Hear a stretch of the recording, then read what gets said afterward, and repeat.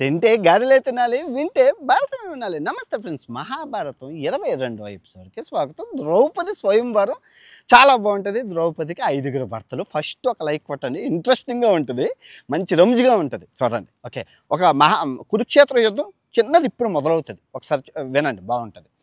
అయితే ద్రౌపది స్వయంవరంలో అతిరథ మహారథులు, తోపులు అందరూ ఆ ధనుస్సు ఎత్తలేక, బాణం కొట్టలేక చేపని ద్రౌపదిని స్వయంవరంలో అందరూ అపాజయం పాలైపోతారు.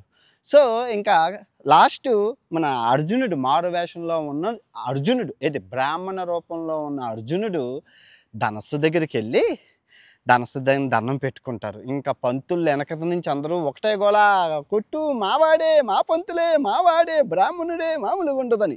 ఇంకా మామూలు మిగతా వర్ణం వాళ్ళు ఉంటారు కదా, అలా ఊరికో పంతులు నీ వల్ల ధనస్సు ఎత్తకుండానే పడిపోతావు పంతులు, మామూలుగా ఉండదు, అది చాలా బరువు, ఎవ్వడి వల్ల అవ్వలేదు, నీ వల్ల ఏమవుతుందని వెనక నుంచి అందరూ జోకులు వేస్తారు. అవన్నీ వినకుండా కాన్సన్ట్రేషను, అర్జునుడు గొప్ప ధనుర్ధారు కదా, వెళ్ళి ధనస్సుకు దండం పెట్టి, అది పద్ధతి, ధనస్సుకు దండం పెట్టి తర్వాత వాళ్ళ గురువుగారు ద్రోణాచార్యులకు దండం పెట్టి ఆ ధనస్సును ఏం కాకుండా ఎత్తేస్తారు.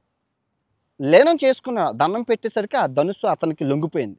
తర్వాత దానికి వింటినాడి కట్టి ఎక్కువ సేపు చేసుకోలేదు, బాణం ఎక్కువ పెట్టి నీటిలో చూసి చేపను కొట్టారు, అయిపోయింది. కొట్టిన వెంటనే పాంచాలి ఆయన పూలమాలని ఆయన మెల్లో వేస్తుంది. మెల్లో వెయ్యగానే వీళ్ళందరూ ఎవరైతే ఉన్నారో శల్యుడు మొత్తం అందరూ ద్రుపద అంటారు, ఓరి బ్రాహ్మణుడా నువ్వు కొడతావా, నా వల్ల అవ్వలేదు, ఇదేదో ఏదో జరిగింది, మ్యాచ్ ఫిక్సింగ్ జరిగింది, కాకపోతే ఇంత పెద్ద పెద్ద తోపుల వల్ల మాకే అవ్వలేదు, ఒక బ్రాహ్మణుడు నువ్వెలా కొడతా, అయినా ఇదంతా నీది కాదు, ఇదంతా సెట్ చేసిన ద్రుపదుడిని తన్నాలి ముందు అని చెప్పి వీళ్ళందరూ ద్రుపదుడి మీదకి యుద్ధం వెళ్తాడు. ద్రౌపది షాక్లో ఉంటాడు. అర్జునుడు కొడతాడు అనుకుంటే బ్రాహ్మణుడు కొట్టాడు, ఇదేటి నా బతుకు, అందులోనే యాచించుకునే బ్రాహ్మణుడు కొట్టాడు, ఏటి నా బతుకు ఎలాగైపోయింది అంటాడు. బామ్మడిది ఆకాశంగా దుష్టజన్యుడు చూస్తుంటే నాకు ఆడికి ఇద్దరికి ఏం వద్దరు, ఇద్దరికి ఫీజులు కటౌట్ అయిపోయి ఏం జరుగుతుందో తెలియట్లేదు, షాక్లో ఉంటారు ఇద్దరును. అంతే కదా, ఏ ఇంట్లో ఆడపిల్లకి ఎలాగైనా కూడా షాక్లో ఉంటాం మనం. అయితే మొత్తం ఈ గ్యాంగ్ అంతా ద్రౌపదిని తనడానికి వెళ్తుంటాడు. ఇది అసలు నువ్వేదో చేసావు, మమ్మల్ని పిలిచి మమ్మల్ని అవమానించావు అని చెప్పి శల్యుడు బయలుదేరితే ఇంకా భీముడు పెద్ద చెట్టు తీసుకొని ముందుకు వెళ్తాడు. ఎందుకంటే మామగారు వరుసకు మామ అవుతాడు భీముడికి కూడా, మా మామనే అంటావు అన్నట్లు. అసలు ఏంది కాదు, ముందు ఆ బ్రాహ్మణ్ వేసేద్దామని బ్రాహ్మణ్ కాస్త తిరుగుతాడు. ఓడే అటు తిరిగి మా తమ్ముడి దగ్గరికి వస్తామని, మా తమ్ముడిని అంటావని భీముడు చెట్టు ముందు అట్టుకొని శల్యుడితో హోరాహోరి ఫైటింగ్ చేస్తారు. ఫైటింగ్ చేస్తే శల్యుడు వెనక్కి వెళ్ళిపోతారు. ఆ తర్వాత దుర్యోధనుడు వస్తాడు, దుర్యోధనుడితో ఫైటింగ్ చేసుకుంటుంటారు మామూలు ఆ చెట్టుతో. వీళ్ళు ఇంకా బ్రాహ్మణులనే అనుకుంటున్నారు, అబ్బా వాళ్ళకి తెలియదు, పంచపాండవులు చచ్చిపోయి వీళ్ళు వేరు. కర్ణుడు అర్జునుడి మీద బాణాలు వేస్తుంటారు, కర్ణుడు ఈయన కూడా వేస్తుంటారు.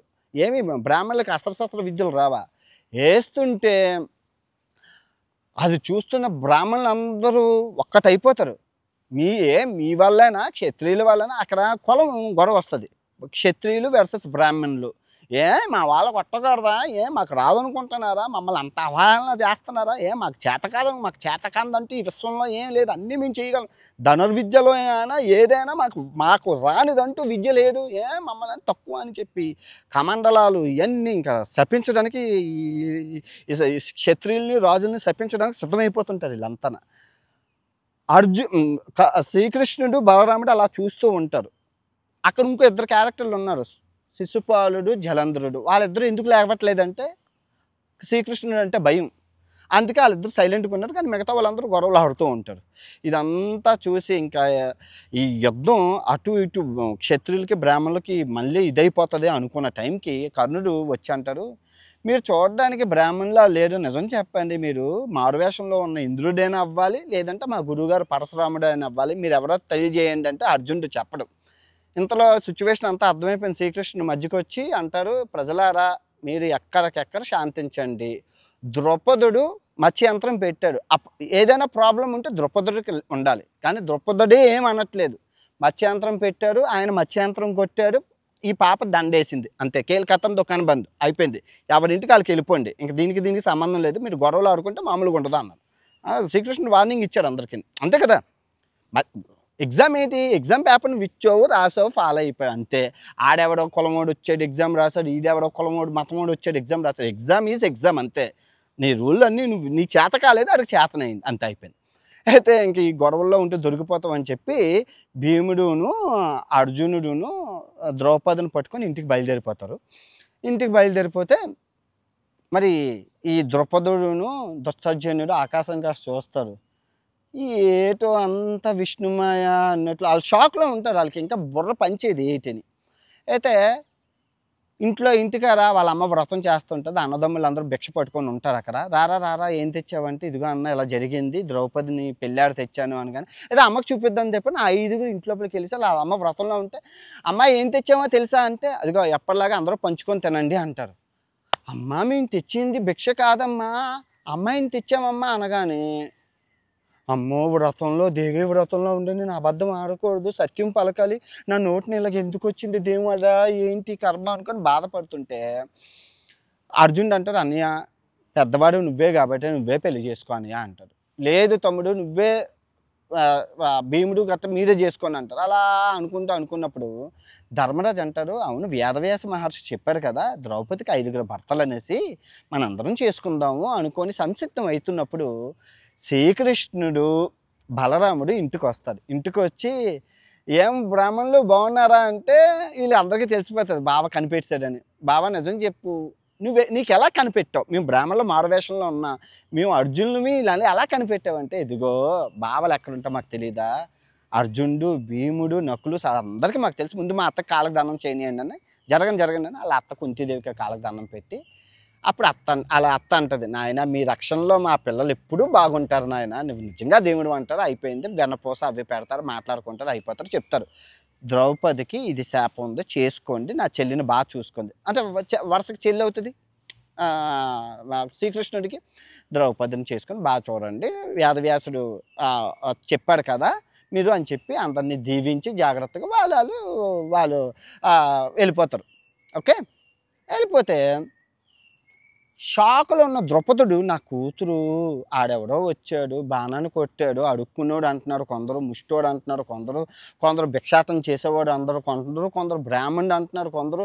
అసలు నాకేం అర్థం, అసలు ఆడ ఏ కులము ఏ మతము, నా కూతుర్ని చూసుకుంటూ నడుచుకుంటూ తీసుకెళ్ళిపోయారు, ఏం చేశారు, ఒరే నాకు టెన్షన్ బీపీ తారాస్థాయికి వెళ్ళిపోయిందిరా కొడక దుష్టజన్య, అసలు ఎక్కడున్నారో కొనుక్కోరా అంటే నడుచుకొని వెళ్ళారు, ఎక్కడన్నా ఎతుకుతారు ముష్టోని భిక్షాటన చేసే వాళ్ళని. ఓకే, వాళ్ళు వెళ్తారు, వెళ్ళి అలా వెతుకుతూ ఉంటే ఒక్కొక్క దగ్గర ఉంటారు.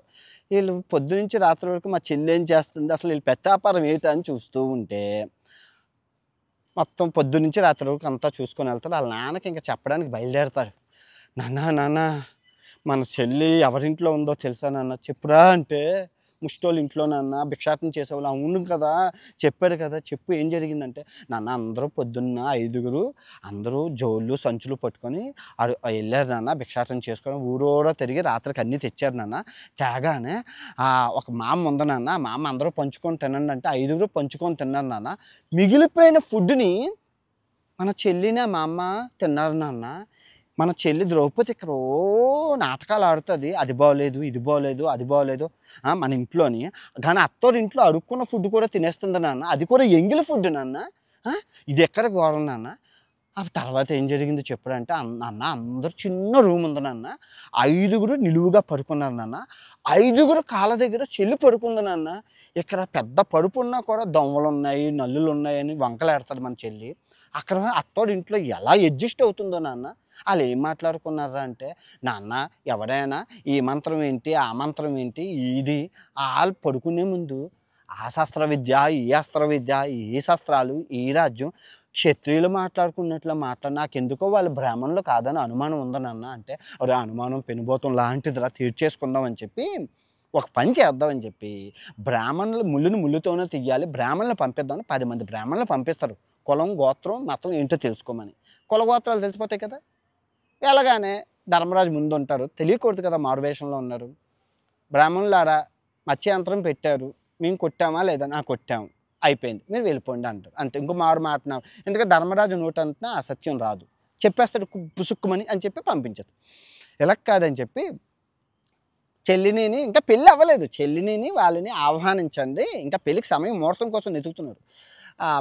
మన ఇంటికి ఆహ్వానిద్దాం ఒకసారి వాళ్ళందరినీ, వాళ్ళందరూ ఉన్నారు కదా అమ్మ వాళ్ళందరూ ఉన్నా అని చెప్పి 2 రథాలు పంపిస్తారు. ఒకటి బ్రాహ్మణుల రథం, ఒకటి క్షత్రియుల రథం. క్షత్రియుల రథానికి వెరైటీగా మనులు మాణిక్యాలు ఉంటాయి, బ్రాహ్మణుల రథాలకి కొంచెం మంత్రాలు అవి అవి అని వెరైటీగా ఉంటాయి. అయితే వీళ్ళు బ్రాహ్మణులు అయినప్పుడు బ్రాహ్మణుల రథం ఎక్కాలి, వీళ్ళు క్షత్రియుల రథం ఎక్కుతారు. అమ్మయ్య, ఒక కన్ఫర్మ్ ఒక ఎగ్జామ్ పాస్, మనకి వీళ్ళు క్షత్రియులని నమ్మకం వచ్చింది. తర్వాత ఇంటికి పిలిచినంత అందరికీ ఆహ్వానించి ఫుడ్ పెడతారు. ఫుడ్ ఒకసారి బ్రాహ్మణులది, ఒకసారి క్షత్రియులది. క్షత్రియుల్లో కక్క మొక్క డిక్కీలు అన్నీ ఉంటాయి. మరి వీళ్ళు వెళ్ళి అటు సైడ్ ముట్టుకుంటారు. వీళ్ళన్నీ ముట్టుకుని అమ్మ రెండో కన్ఫర్మ్ కూడా అయిపోయిందిరా, వీళ్ళు బ్రాహ్మణులు కాదు క్షత్రియులు అనేసి. నాయన బీపీ తార దగ్గర వీళ్ళు ధర్మరాజు దగ్గరికి వచ్చి, క్షత్రియులు అయితే ఆయన ధర్మరాజు అయ్యి ఉంటారు, ధర్మరాజు అబద్ధం ఆడు అని ఈ ద్రుపదుడు దగ్గరికి వెళ్ళి, సారు నిజం చెప్పండి, బీపీ తారాస్తాయి, నిద్ర పట్టట్లేదు, అన్నం తినట్లేదు, మాకు టెన్షన్ ఎక్కువైపోయింది, మీరు చెప్పండి, మీరు పంచపాండవులే కదా, మీరు క్షత్రియులే కదంటే అవునండి మేము పంచపాండవులమే, తమ్ముడు భీముడు అంటే మీరు ఎగిరి గెంతేస్తారు. అమ్మ నా ఆనందానికి హద్దులు లేవు, నేను ఎక్కడ టెన్షన్ పడిపోయాను, బ్రాహ్మణులకి ఇచ్చే చేసేసాను, నా అర్జునుడికి ఇచ్చే చేశానా అంటే, మీకు ఇప్పుడు ఒక సమస్య ఉంది, పెద్దవాడిని నేను పెళ్లి చేసుకోకుండా నా తమ్ముడికి ఎలా అయితే మీరే చేసేసుకోండి ద్రౌపదిని అంటారు. అలా కాదు, మేము 5గురిని చేసుకుంటామంటే మళ్ళీ ఇదేం ఫిట్టింగ్ ఇది, ప్రపంచంలో ఎక్కడైనా ఒక రాజు 5గురు అమ్మాయిని చేసుకోవడం ఉన్నది, 10 మంది అమ్మాయిలు, కానీ ఒక అమ్మాయి 10 మంది రాజులను చేసుకోవడం ఎక్కడా లేదు, ఇది వింత, అది అవ్వదు అంటే ఇంతలో వేదవ్యాసుడు మహర్షి వచ్చి, స్వామి మీరు వచ్చారు సరైన సమయానికి, ఈ ప్రశ్నలకి వీటికి సమాధానం చెప్పండి అంటే కూర్చోబెట్టి ద్రౌపది యొక్క పూర్వ జన్మ గురించి అన్నీ చెప్పి, అంటే ఓకే అంటే ద్రౌపదుడు శాంతిస్తాడు. ఈ దుష్టజన్యుడు బామ్మడిది షాక్లోనే ఉంటాడు, ఇంకా ఏం జరుగుతుందో నాకు ఏం అర్థం అవ్వట్లేదని, చిన్నోడు కదా అయిపోయింది. ఆ తర్వాత అంటే బాగా ఒకటే అవుతుంది అనుకుంటే ఇప్పుడు 5గురు అయ్యారనేసి షాకు. అయితే